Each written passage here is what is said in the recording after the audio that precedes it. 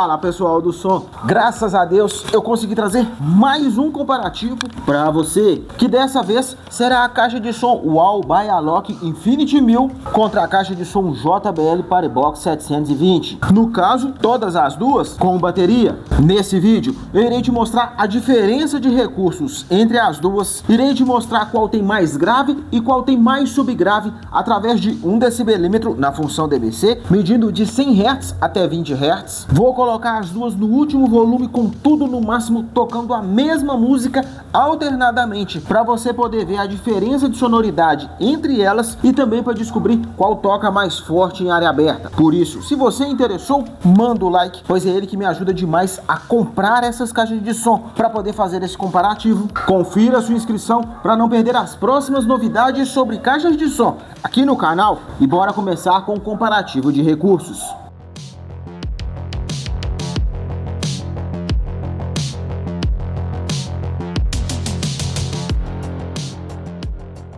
Vamos agora para o comparativo de grave com 1 decibelímetro na função DBC, medindo de 100 Hz até 60 Hz.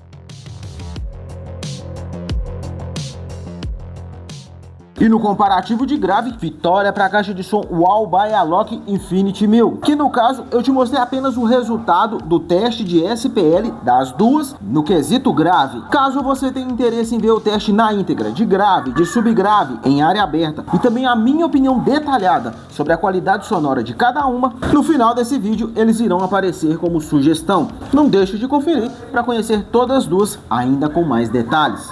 Dito isso, vamos agora para o comparativo de subgrave com 1 decibelímetro na função DBC, medindo de 60 Hz até 20 Hz.